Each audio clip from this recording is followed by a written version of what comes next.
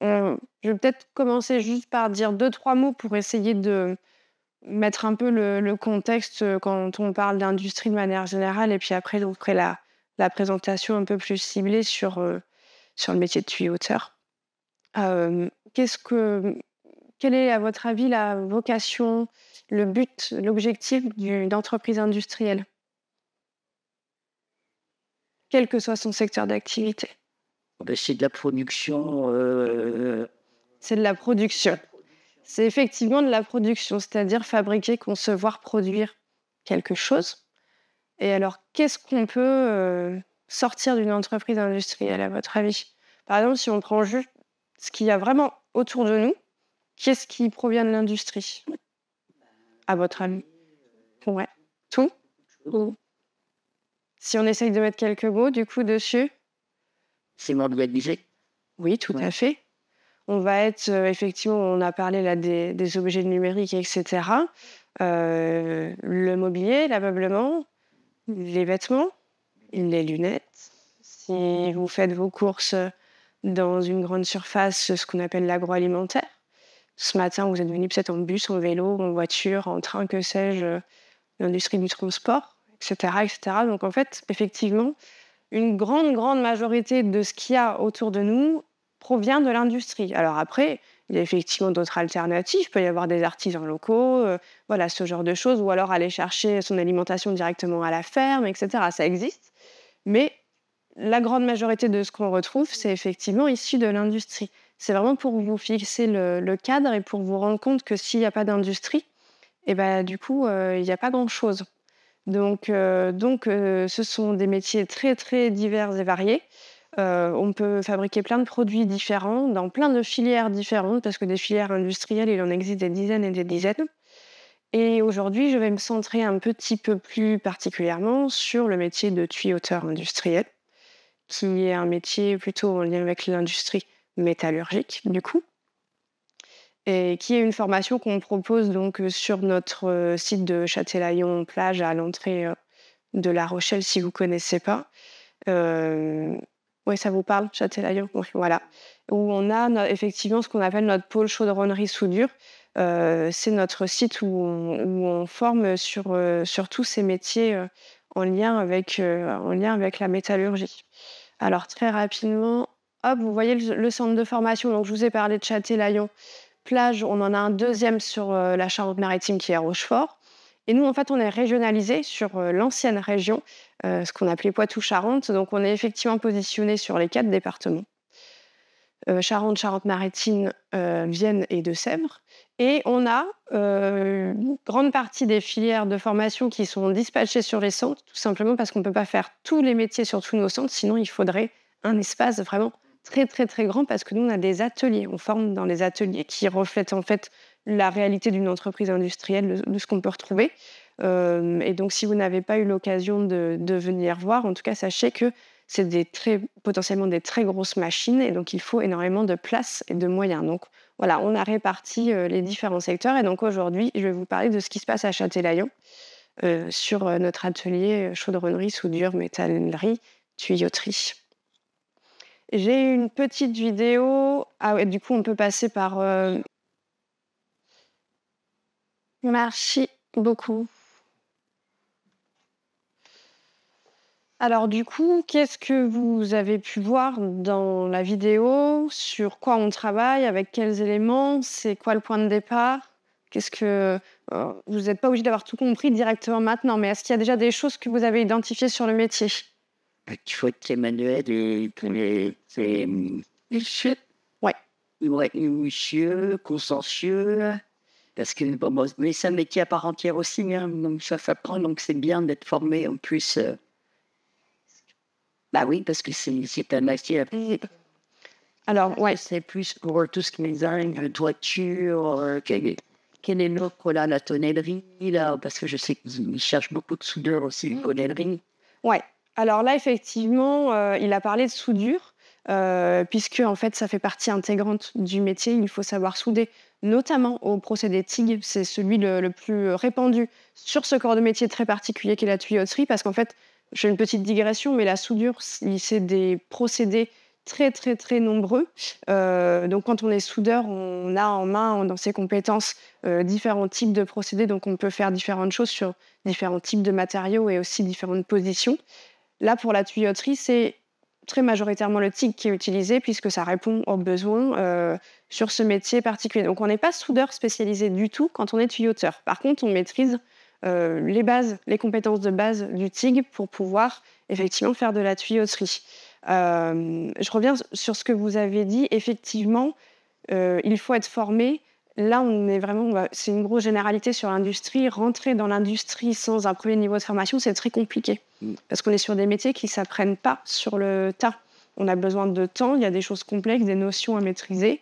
Voilà, la soudure, pour revenir là-dessus, typiquement, ça ne s'apprend pas en 2 jours. Très loin de là, c'est vraiment de la pratique, de la pratique, de la pratique.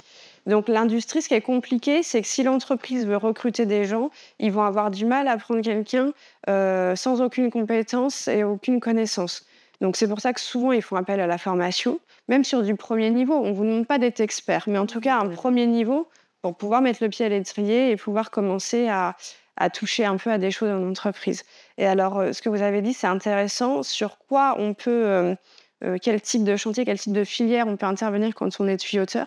Alors, les questions voilà, de toiture, etc., couvreur, tout ça, c'est pas du tout ça. Non, c'est pas du tout ça. Là, on va vulgariser, on parle de tuyaux. Vous avez vu, il y a différents éléments. Je vous montrerai après une pièce, un ensemble pour vous montrer un peu tout ce qu'on peut retrouver. Donc, on part de tuyaux. Quels sont les types d'industries, quelles sont les filières qui peuvent utiliser ces tuyaux, à votre avis? Ben, le maritime. Tout à fait. Le naval, l'accastillage, ça, oui, on est là-dedans. Et ils ont parlé, je ne sais plus quel exemple il a donné. Il a parlé, je ne sais plus, de circuit d'air ou circuit de fluide, etc.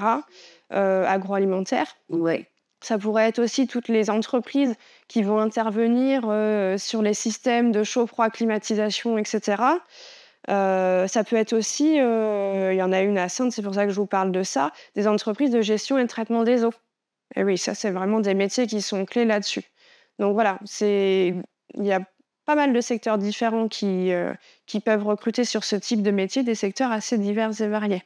Ça, ce serait vraiment pour cette. C'est pour vous Vous donner... n'accompagnez pas un peu comme moi chez Chanel où on a été formé et on a été dans l'entreprise. On va en parler, effectivement. Ouais. Là, c'était vraiment pour vous donner un exemple concret de ce que vous pouvez retrouver autour de vous. Après, si vous voulez, à la fin, on pourra faire un petit listing. J'ai demandé un peu à mes collègues, aux stagiaires qui sont passés, etc., où est-ce qu'ils ont été formés. Donc, je pourrais vous donner quelques noms d'entreprises pour... alors, peut-être il y en a certaines que vous connaissez pas. Souvent, Charente-Maritime, on est sur de la petite et moyenne entreprise. Mais on pourra rentrer dans le détail si vous le souhaitez. J'en ai noté quelques-uns exprès pour vous donner des idées... concrètes d'entreprise. Donc effectivement, voilà, naval, accastillage, agroalimentaire, maison de cognac, hein, là, du côté en descendant, voilà, tout à fait. Donc ça, c'est les typologies d'entreprises qui peuvent être amenées à recruter très spécifiquement sur ce métier.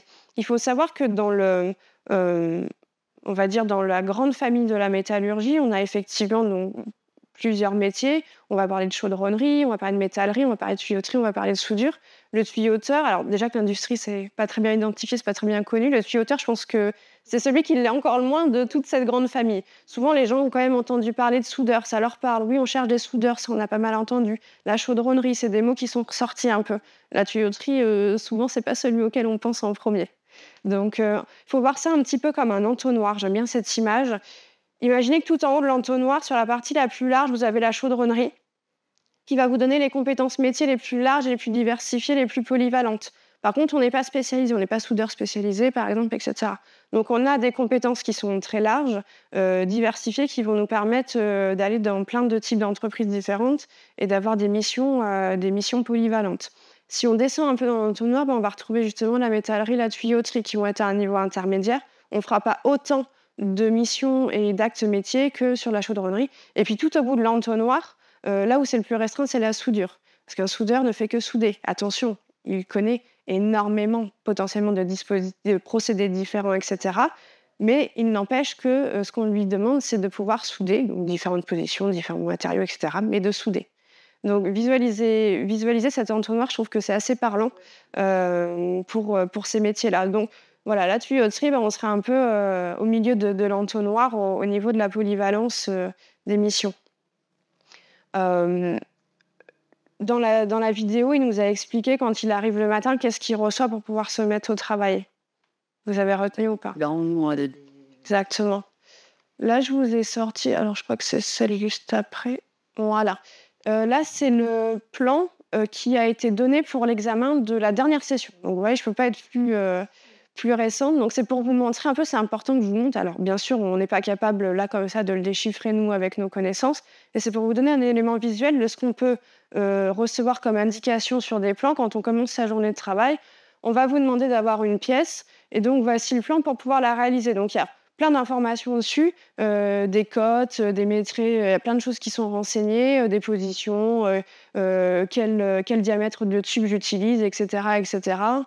Donc voilà, ça je voulais vous le montrer, ça me semble, important à voir, et donc ça, c'était pour l'épreuve pratique de l'examen, donc la pièce finale. La pièce finale, je vous la montre, c'est celle-ci. Voilà. Donc, quand on fait de la tuyauterie, à la fin de la formation, à la fin du CQPM, on doit être capable de pouvoir réaliser ce type de pièce. Donc là, concrètement, qu'est-ce qui a pu être fait? Si je vous montre, par exemple, à ce niveau-là, là, sur ce tube-là, c'est un tube qui a été cintré. Ça veut dire qu'il a été déformé, voilà, pour pouvoir s'adapter. Là, c'est une soudure qui a été, je sais plus le terme qu'ils emploient, mais en gros pour les cacher à la fin quand elles sont finies, on vient voilà. Donc il y a une soudure au TIG du coup, hein, on se rappelle en dessous. Il y a différents pointages pour venir, assembler les éléments. On travaille avec des coudes parce que bien sûr, des tuyaux, hein, c'est pas tout droit, ça part, ça repart. Là, on a un réducteur qui sont des pièces, on se rappelle, ça peut potentiellement gérer du débit, de l'air, du liquide, et cetera, des fluides. Donc on a ce type de pièces qu'il faut savoir aussi, utiliser, et puis on a aussi, ce qu'ils appellent les brides, voilà, qu'il faut positionner, installer.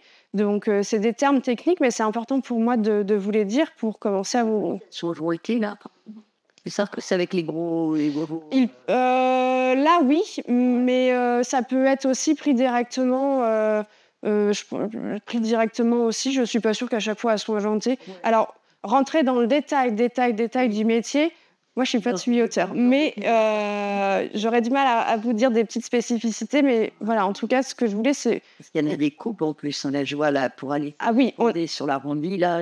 oui, donc ça veut dire que le tuyau, à un moment donné, effectivement, on l'a coupé, on a pris la bonne longueur, et cetera. Donc c'est des choses auxquelles on a réfléchi. Celui qui a été cintré, du coup, à la base, c'était un tuyau qui était droit, donc quelle longueur on prend, et cetera. Tout ça, c'est des réflexions qui sont effectivement liées au métier.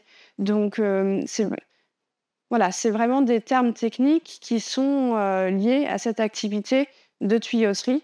Donc là, c'est effectivement la pièce d'examen. Je me suis dit que j'allais vous apporter, voilà, des éléments, et on ne se rend pas très compte, mais c'est très grand et c'est très lourd. Donc j'ai préféré la prendre en photo parce que je suis pas sûre que j'aurais pu la rentrer dans la voiture. Mais voilà, je voulais quand même vous montrer, un petit peu ça.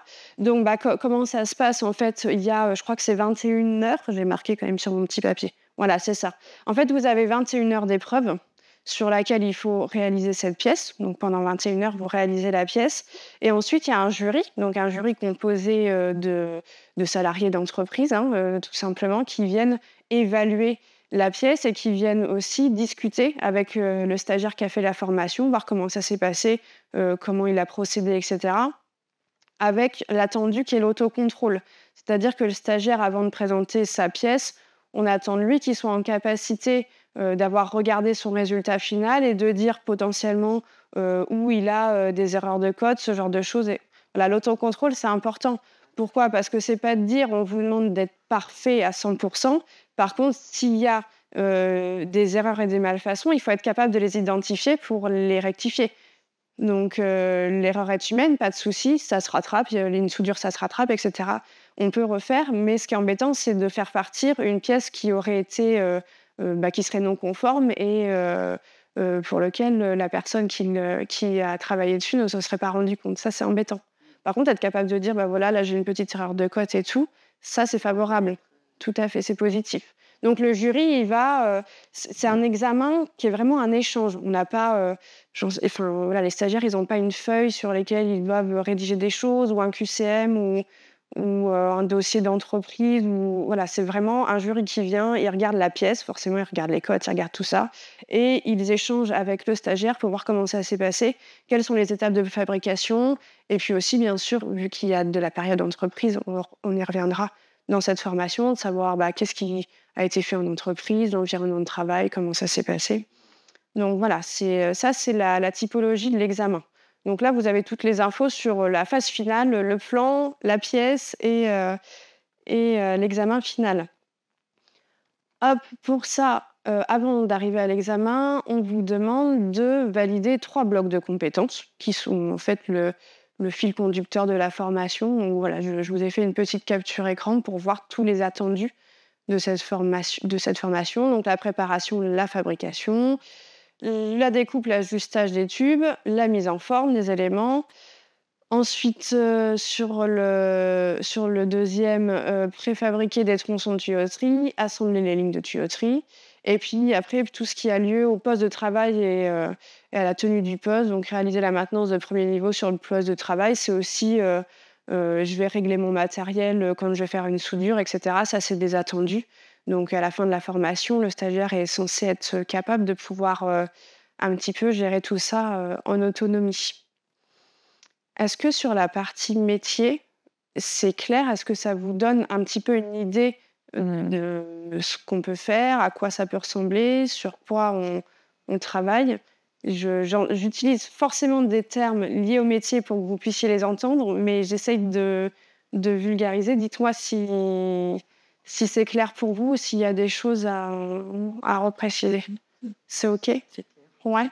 Pour vous aussi, vous arrivez à visualiser un petit peu, quoi ça peut ressembler quand on est tuyauteur? Ouais?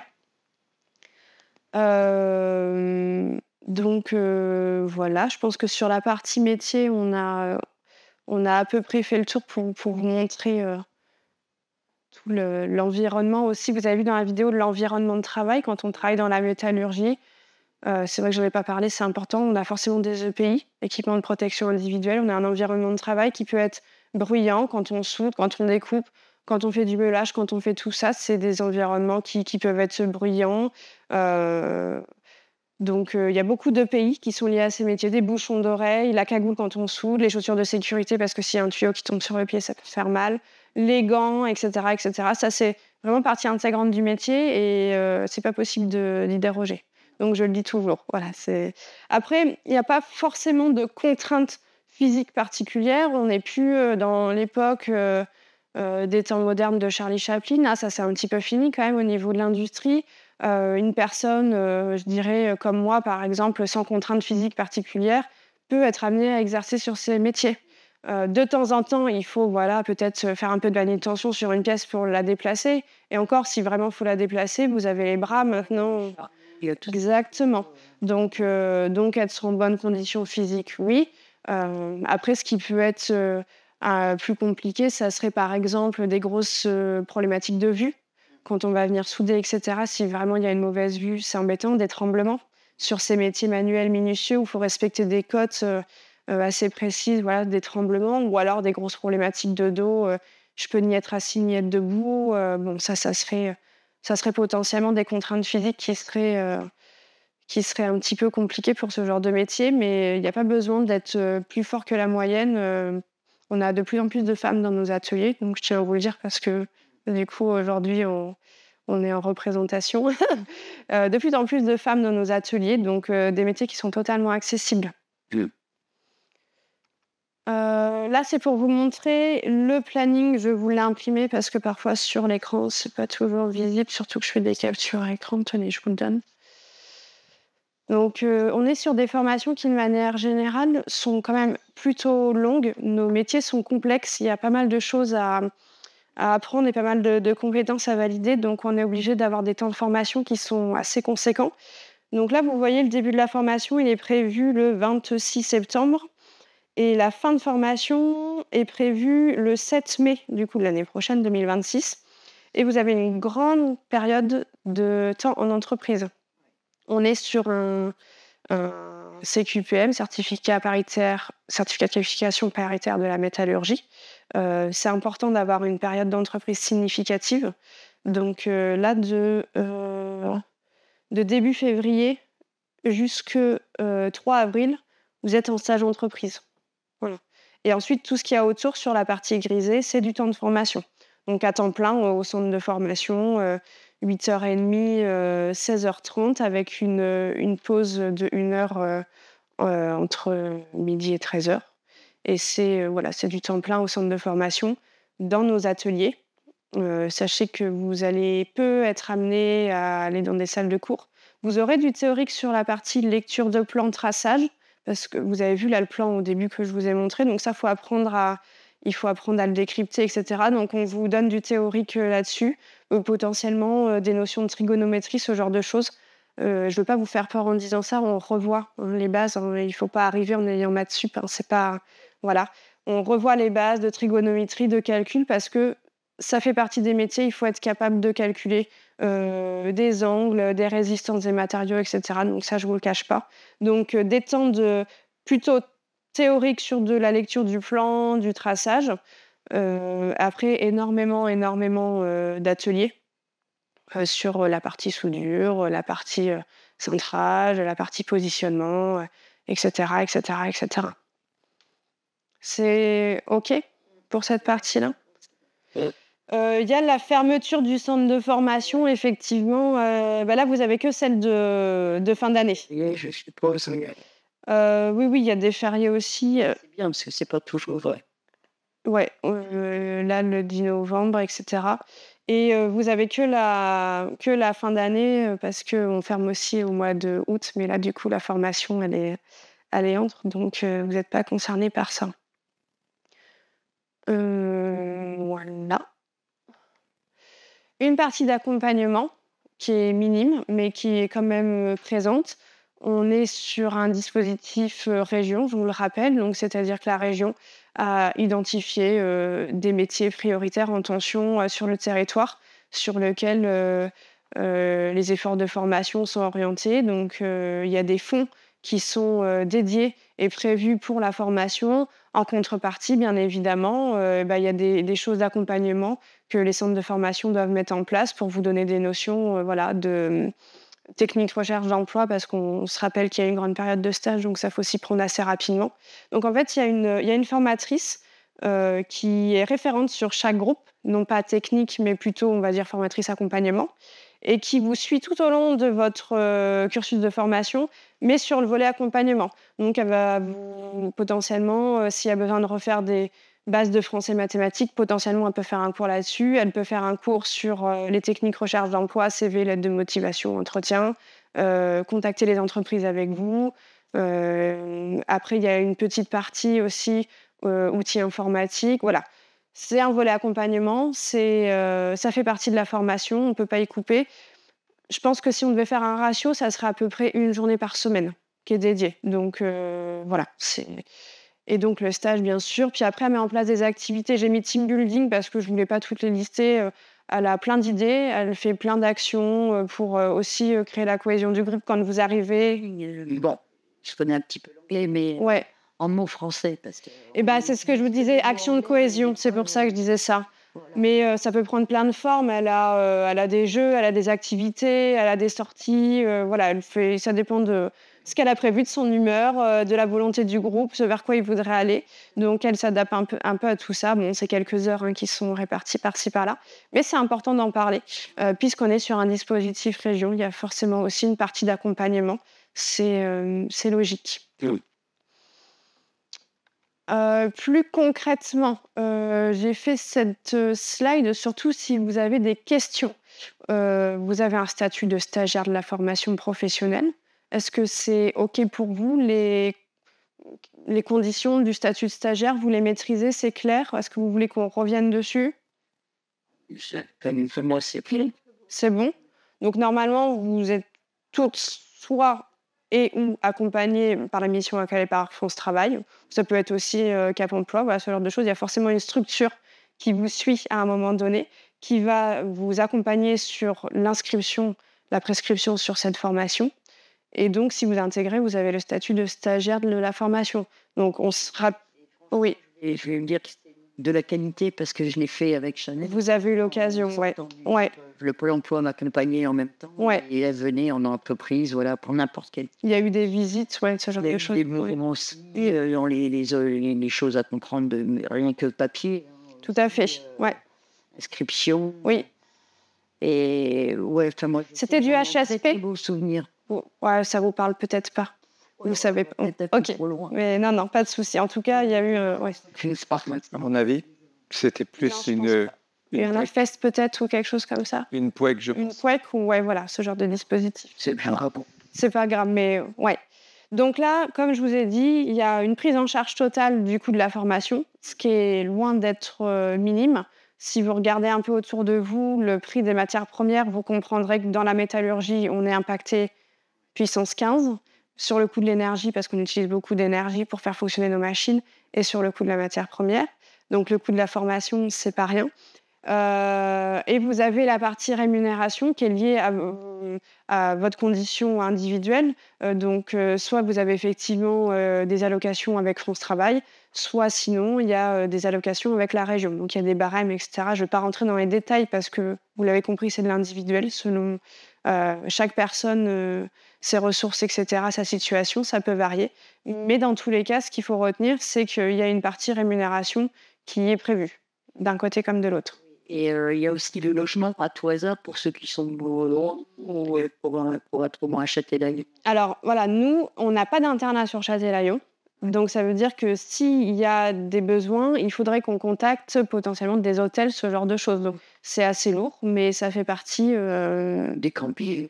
Ça pourrait... Alors voilà, Châtelaillon, on est 2 centres de formation, il y a des écoles, il y a différents organismes voilà, qui accompagnent du public. Donc ça, les gens propriétaires et je dirais commerçants l'ont bien compris.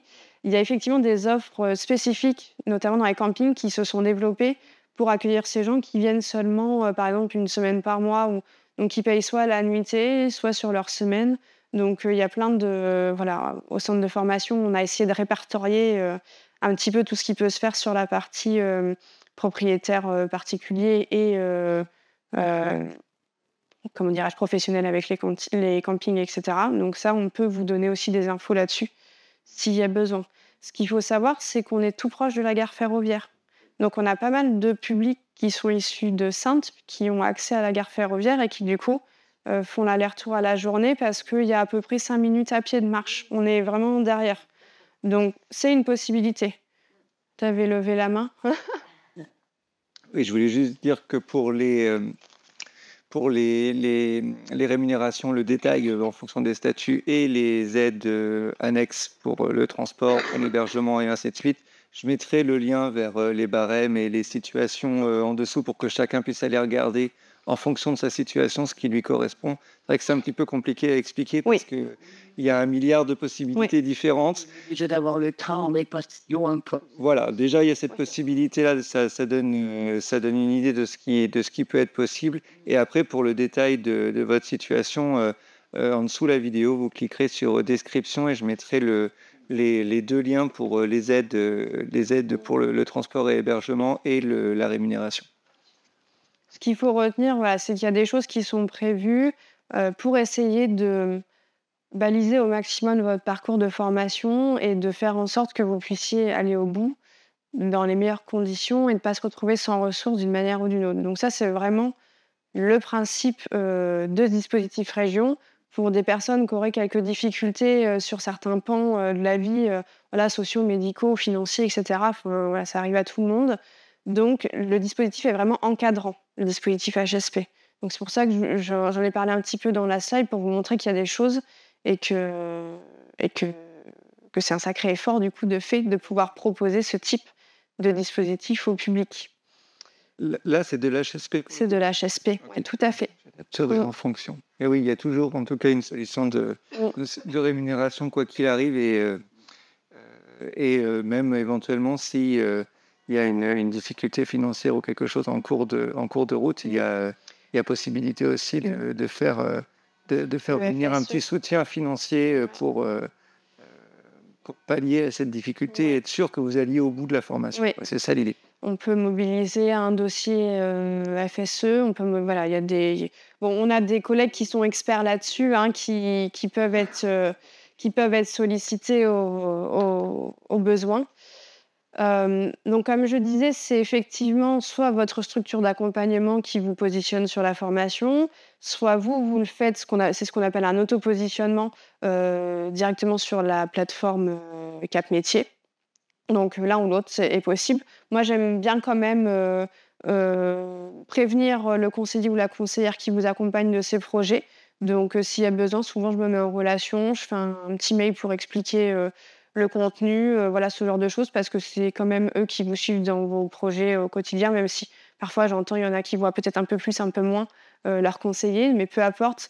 J'aime bien quand même, s'il y a un autopositionnement, pouvoir faire un petit mail ou un petit coup de téléphone pour pouvoir informer de la démarche et que tout le monde soit au courant. Mais l'autopositionnement est possible.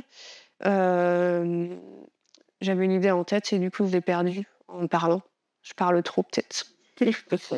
Euh, et oui, et on parlait tout à l'heure des difficultés administratives, etc. J'ai une collègue qui, le début de la formation à l'entrée, pendant une demi-journée, est avec vous pour vous accompagner sur toute la mise en place des dossiers de rémunération, etc. Donc, vous recevez un mail avant la formation vous indiquant les documents dont elle aura besoin. Donc, vous pouvez prendre le temps de les récupérer. Et le premier jour, donc, elle fait ça avec vous. S'il manque des documents, pas de panique. Vous les renvoyez par mail, vous les redonnez le lendemain.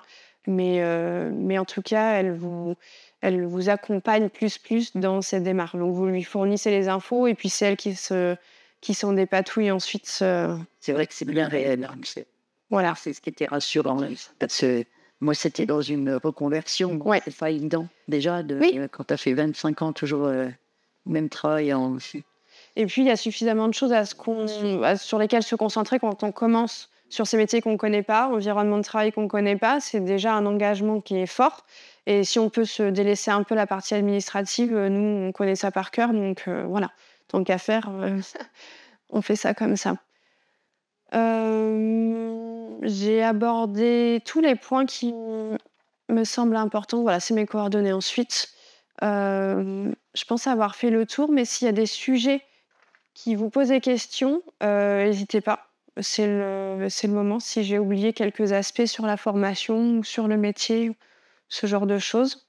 Vous l'avez compris, hein, si vous avez des questions sur l'industrie de manière générale et pas que là-dessus, je peux aussi, dans un second temps, vous répondre parce qu'on a un nombre de métiers assez important et très divers et variés.